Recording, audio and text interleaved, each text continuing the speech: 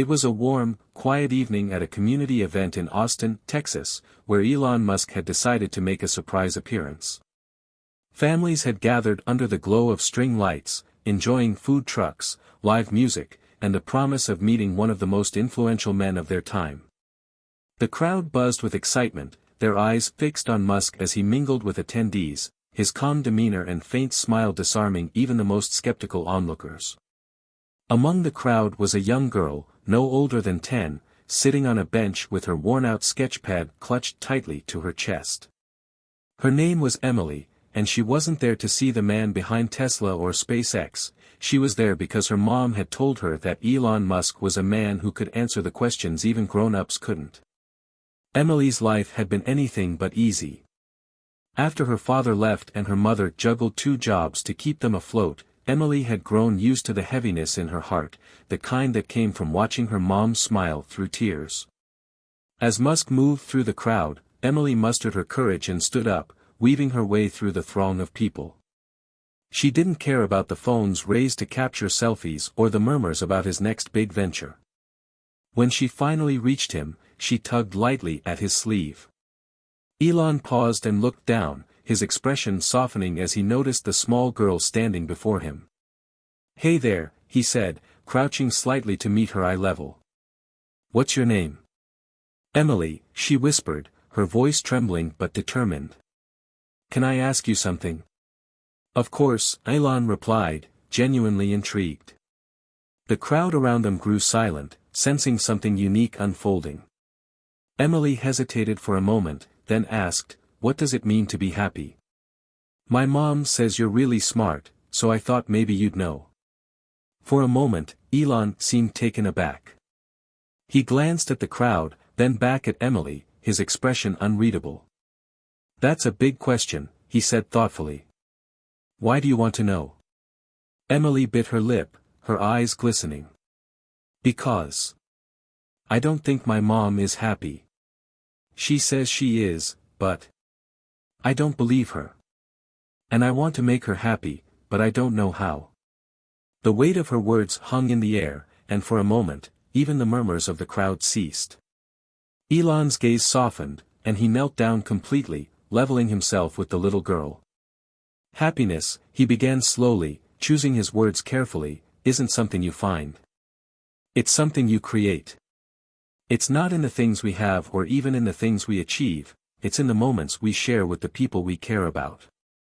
Emily frowned, her brow furrowing as she processed his words. "But, what if you don't have time for moments? What if you're always working?" Elon hesitated, the question striking deeper than he anticipated. He thought of his own life, his relentless pursuit of innovation, the sacrifices, the relationships strained by the weight of ambition. For the first time in years, he felt the sharp edge of doubt. "Sometimes," he said slowly, "we forget what really matters because we're so busy trying to build something for the future. But it's the people who love us, who stand by us, that make all of it worth it. Your mom works hard for you because you make her happy, even if she doesn't always show it." Emily's grip on her sketchpad tightened. "But, how do I make her smile again?" Before Elon could answer, a voice from the crowd spoke up. "Yeah, Elon. How do you find time for happiness when you're too busy changing the world?" The question came from a middle-aged man, his tone half joking, half accusatory. The crowd murmured in agreement, their eyes on Musk, waiting for his response. Elon straightened slightly, his calm exterior unshaken, but his eyes betrayed a flicker of conflict.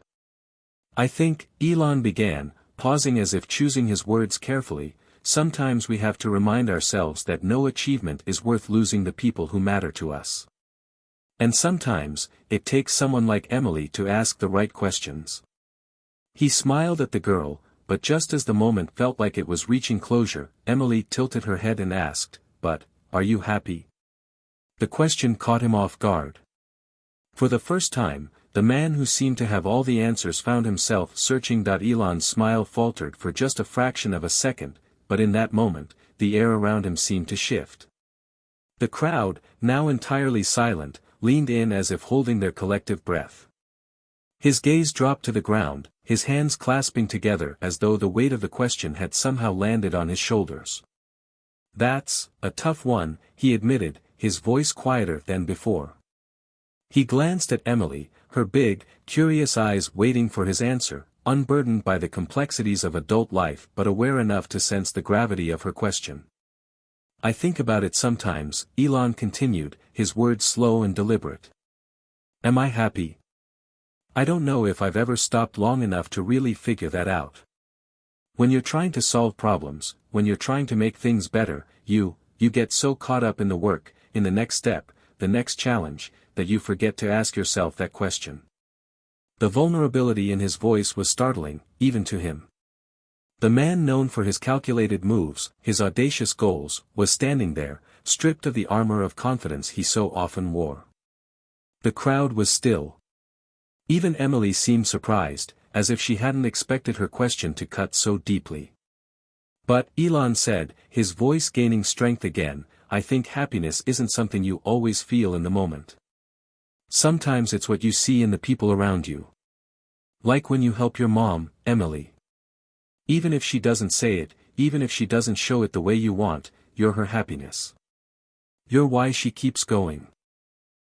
Emily's lips trembled slightly, and she blinked quickly as though fighting back tears. "But, she looks so tired all the time," she said softly. "How can I make her feel better?" Elon knelt down again, his eyes level with hers.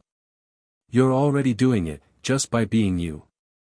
But maybe you can remind her, in little ways, that it's okay to take a break, to enjoy the moments that matter.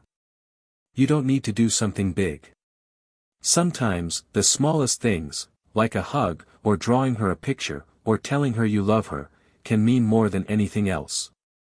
Emily nodded, a faint smile tugging at the corners of her mouth, but before she could respond, a woman's voice called out from the back of the crowd. "Easy for you to say, Elon. You're a billionaire. You don't have to worry about rent or feeding your family." Heads turned to see a woman in her 40s, her face lined with exhaustion, her arms crossed defensively. She wasn't angry, but there was a frustration in her tone that resonated with others in the crowd.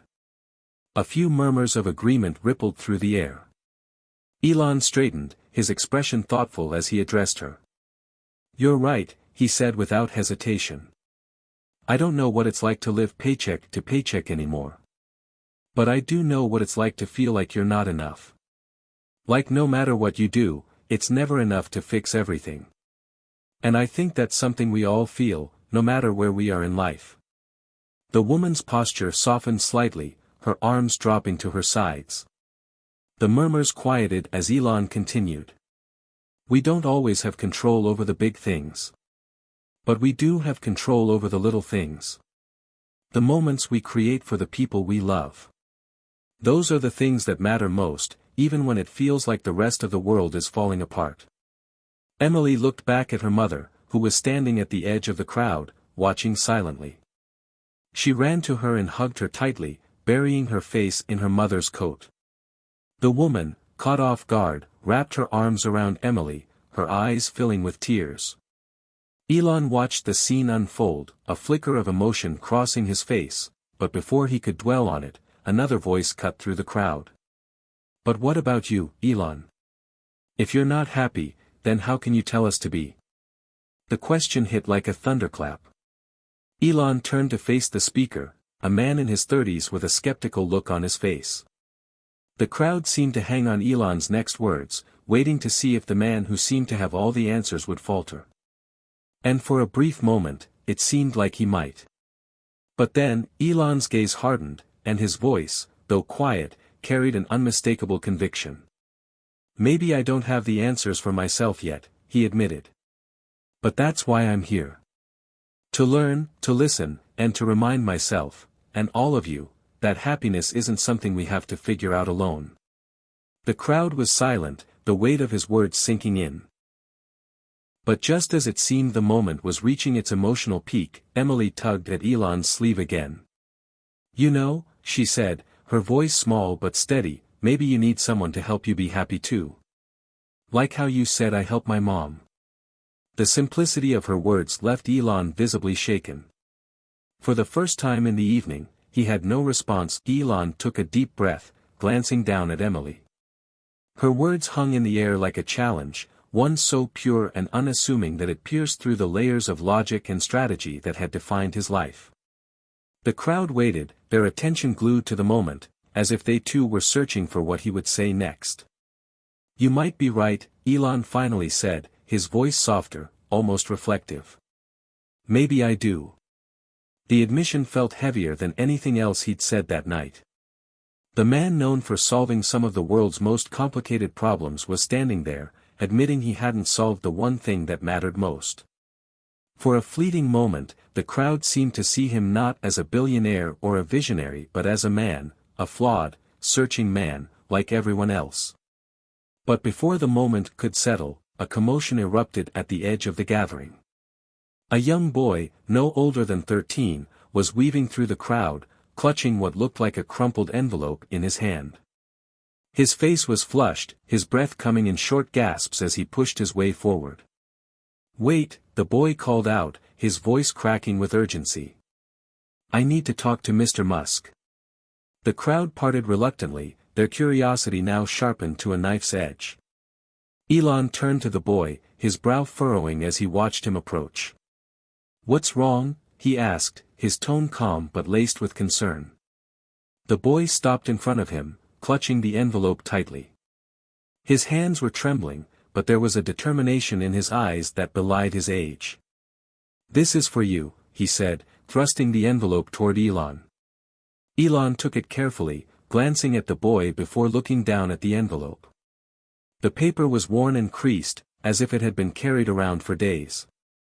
Written on the front, in a shaky hand, were the words, "Please help us." The crowd buzzed with whispers as Elon opened the envelope and unfolded the letter inside. His eyes scanned the words, and as he read, his expression changed, confusion, then shock, and finally, a deep, simmering anger that he rarely allowed to surface. "What is this?" Elon asked, his voice low but intense. He looked at the boy, who was now standing rigid, his fists clenched at his sides. "It's from my dad," the boy said, his voice trembling. "He worked at one of your factories, until he got hurt. They fired him after that. He says it's not just him. A lot of people, they're suffering because of what happened there." The murmurs in the crowd grew louder, a mix of shock, sympathy, and doubt. Elon's jaw tightened, his mind racing as he tried to process what he was hearing. He looked back at the letter, scanning it again, his anger now tempered with something deeper, guilt. "Which factory?" Elon asked, his tone sharper than he intended. "The one in Nevada," the boy said. "He told me not to come here. He said you wouldn't care. But I had to try." The words hit Elon like a punch to the gut. He stood there, the letter still in his hand, as the crowd watched, their curiosity now laced with suspicion.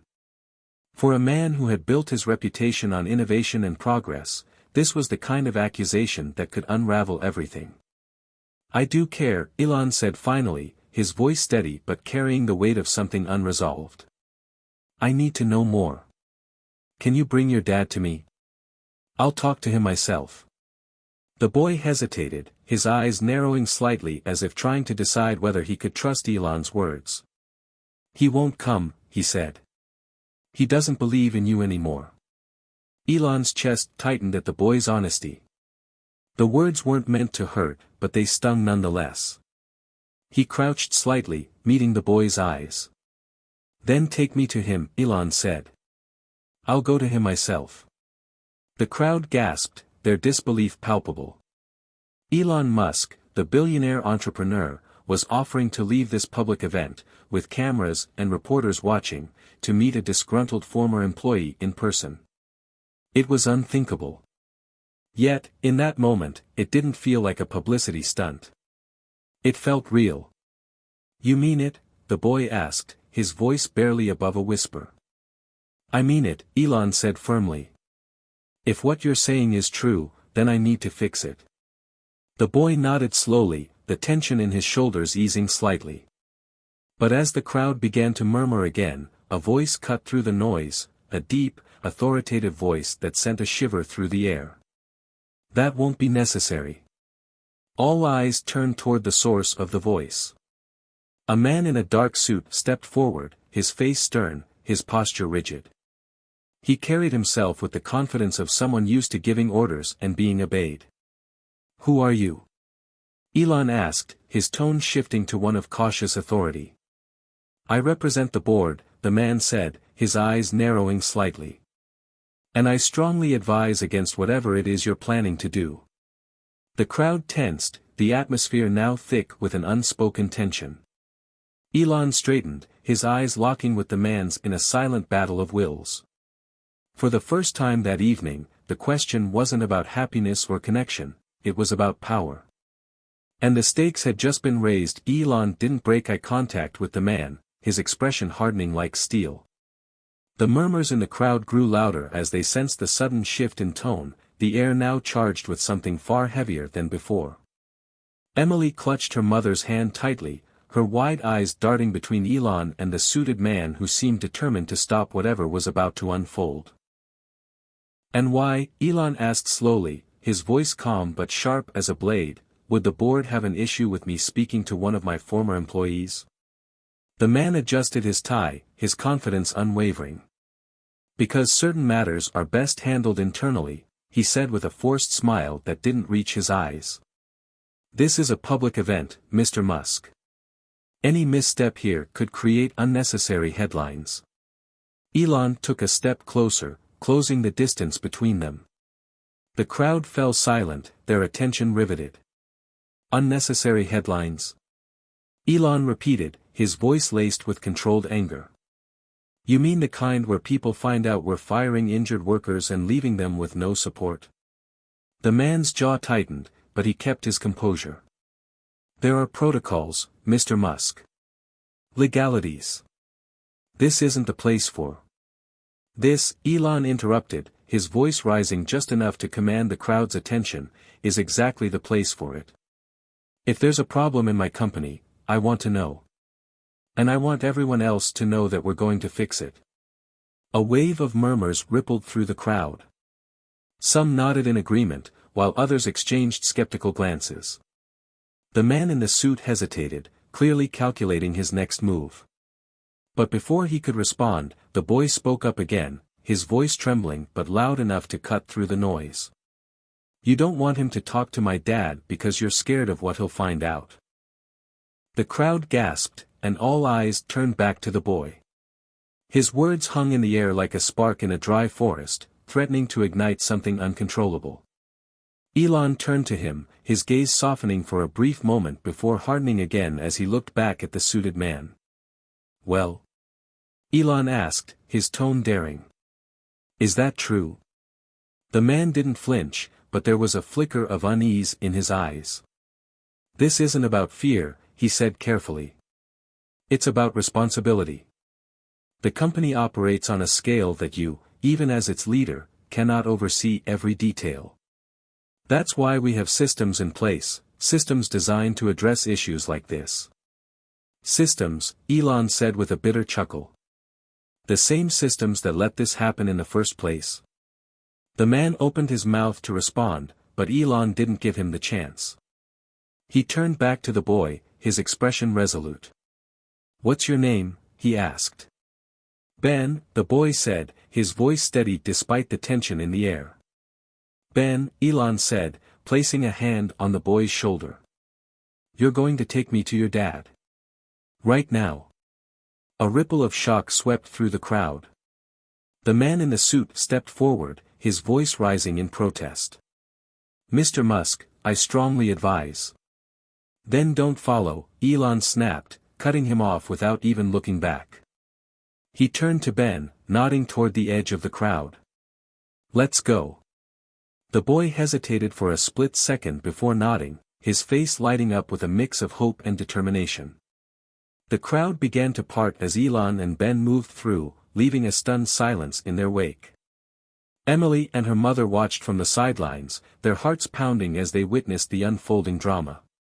But as Elon and Ben reached the edge of the event space, a group of security personnel appeared, blocking their path. Their expressions were firm, their stance unyielding. It was clear they had been ordered to stop him. "Step aside," Elon said, his voice icy. "Mr. Musk," one of the guards said, his tone professional but unrelenting, "we've been instructed to ensure you don't leave the premises." Elon raised an eyebrow, his jaw tightening. Instructed by who? The board? The same people who are apparently fine with firing injured workers? The guard hesitated, his eyes darting to his colleagues. It was clear they weren't comfortable with the situation, but they stood their ground. The crowd, now fully invested in the unfolding drama, began to murmur again, their voices growing louder with every passing second. "I wouldn't do this if I were you," Elon said, his voice dropping to a dangerous calm. "Because if you try to stop me from doing the right thing, this story won't just be about one worker. It'll be about all of you." The guards exchanged uncertain glances, the weight of the crowd's gaze pressing down on them. Finally, after what felt like an eternity, they stepped aside, leaving the path clear.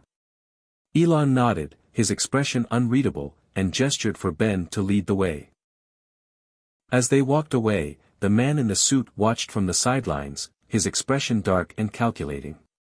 He pulled out his phone, dialing a number with practiced precision. "He's making a move," he said quietly into the receiver.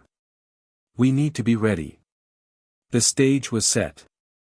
Whatever was waiting for Elon at the end of this journey, it was clear it wouldn't just be a confrontation, it would be a battle. And the stakes were higher than anyone in the crowd could have imagined. Ben led Elon down the dimly lit streets of the city, his small frame moving with a sense of urgency and purpose. Elon followed closely, his mind racing with possibilities. The boy's father's letter had hinted at something much larger than a single injustice, and the man in the suit's resistance only added fuel to his suspicions. "Are you sure your dad's home?"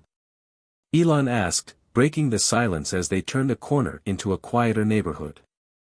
"He's always home," Ben replied without looking back. "He can't work anymore. His leg, it never got better after the accident." Elon nodded, his jaw tightening. He could hear the resentment in the boy's voice, but there was something else too, fear. It was subtle, but it was there, and it unsettled him. As they approached a small, run-down house with peeling paint and a sagging roof, Ben stopped. "This is it," he said, motioning toward the door. He hesitated for a moment, then added, "He doesn't like visitors." "Don't worry," Elon said, his voice steady. "I'll talk to him." Ben nodded reluctantly and pushed open the door, revealing a cramped living room cluttered with old furniture and scattered papers. The faint smell of antiseptic lingered in the air, mixing with the scent of stale coffee. A man in his late 40s sat in an armchair near the window, his leg propped up on a makeshift ottoman. His face was weathered, his eyes hollow, and he looked up sharply as they entered. "Ben," the man said, his voice rough. "What are you doing?" "I told you not to." "I brought him," Ben interrupted, stepping aside to reveal Elon. "He wanted to come." The man's eyes widened as he recognized the figure standing in his doorway. His jaw tightened, and for a moment, he looked like he was about to yell. But instead, he let out a bitter laugh, shaking his head. "Elon Musk," he said, his voice dripping with sarcasm. "What an honor." "I'm here to talk," Elon said simply, stepping further into the room. "Your son told me about what happened. I want to hear it from you." The man leaned back in his chair, crossing his arms. "You want to hear it from me? Why? So you can spin it into some PR stunt?" "No," Elon replied firmly. "Because if there's a problem, I need to fix it." The man stared at him for a long moment, his eyes searching Elon's face for any sign of insincerity. Finally, he sighed and gestured toward a worn-out couch. "Fine.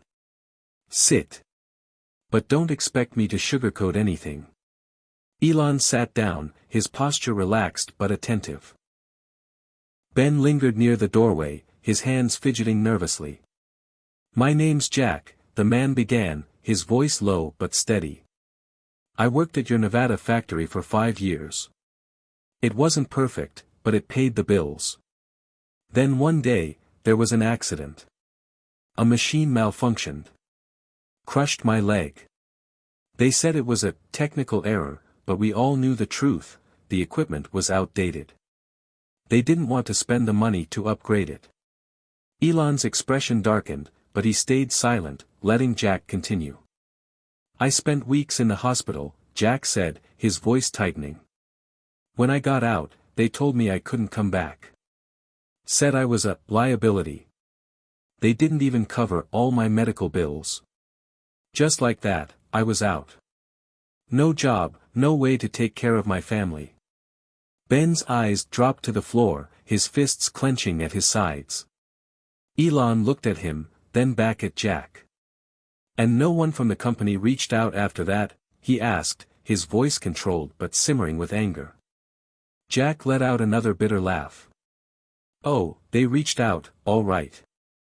Sent me a check for 2 months' wages and a non-disclosure agreement. They said if I signed it, I couldn't talk about what happened. I tore it up. Elon leaned forward, his hands clasped together. Jack, I didn't know about this. I swear to you, I didn't. Jack scoffed. Of course you didn't. People like you, people at the top, you never do. You've got layers of people making sure you don't have to get your hands dirty. Elon didn't flinch at the accusation. Instead, he nodded slowly. You're probably right, he admitted.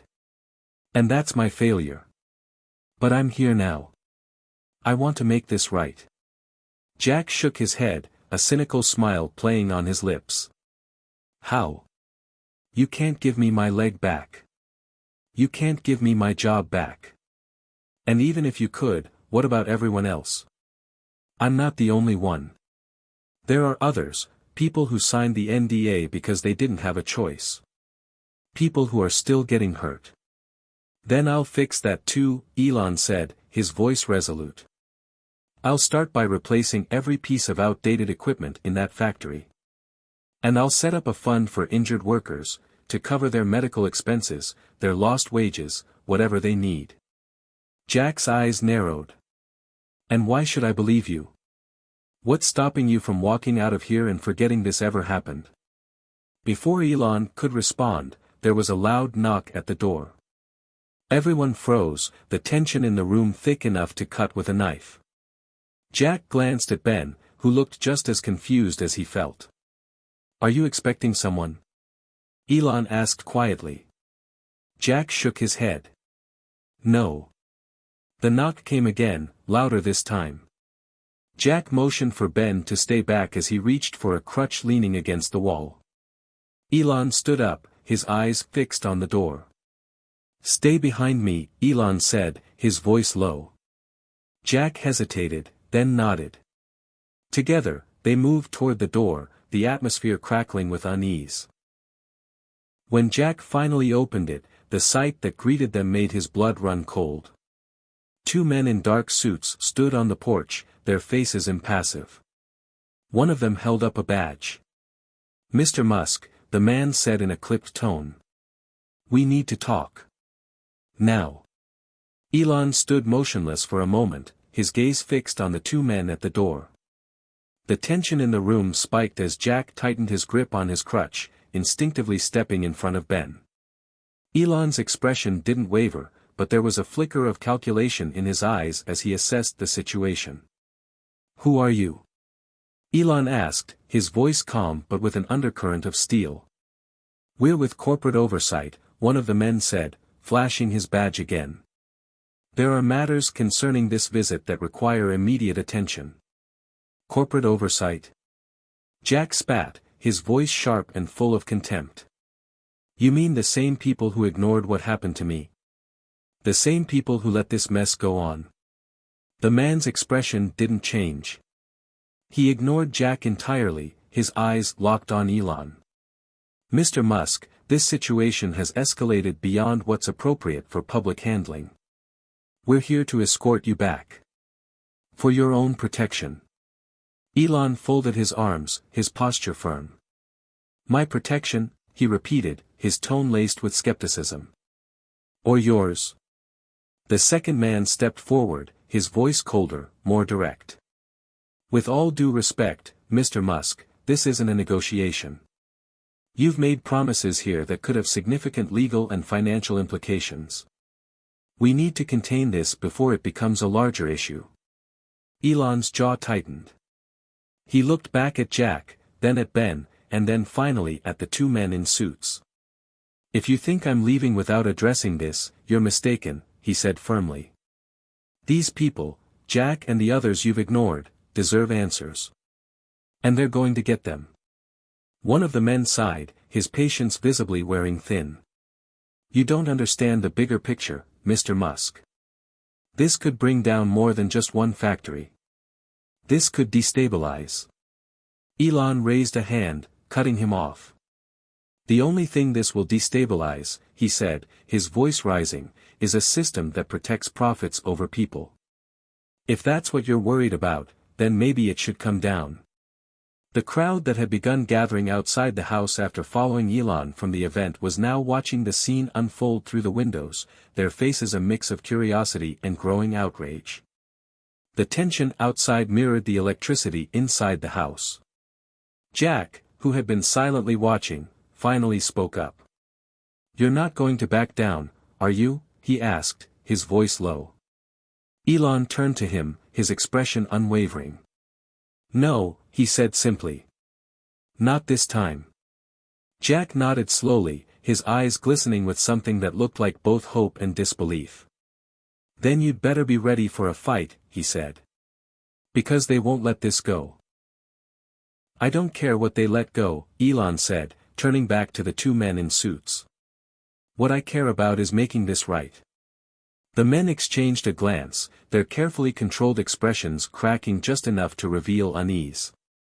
If you insist on proceeding, Mr. Musk, one of them said, then understand this, you'll be putting your entire empire at risk. Everything you've built. Elon stepped closer to them, his voice dropping to a near whisper but still carrying the weight of his conviction. If everything I've built can't stand up to doing the right thing, then maybe it's not worth keeping. The crowd outside erupted into cheers, their voices rising in support of Musk's words. The two men in suits glanced nervously at each other, the energy of the crowd clearly unsettling them. Without another word, they turned and walked away, disappearing into the growing night. As the door closed behind them, Jack let out a shaky breath. You've got guts, I'll give you that, he said, his voice laced with admiration. It's not about guts, Elon replied, his tone softer now. It's about responsibility. I've spent my life building things, but none of it matters if it's built on the backs of people like you. Jack stared at him for a moment, then nodded. If you mean that, then maybe you're not like the others. I'm not, Elon said firmly. He turned to Ben and knelt down so they were eye level. Your dad's going to be okay. I promise. Ben nodded, a faint smile breaking through his worried expression. For the first time in years, he believed it. As Elon stood, the cheers from the crowd outside grew louder, their voices echoing through the night. He walked to the window and looked out at them, their faces lit with a mixture of hope and determination. It wasn't just about Jack anymore. It was about everyone who had been left behind, ignored, or dismissed. And Elon knew this was only the beginning. He turned back to Jack and Ben, his expression resolute. Tomorrow, he said, we start fixing this. All of it. And for the first time in a long time, he felt something he hadn't expected, hope. Not just for them, but for himself.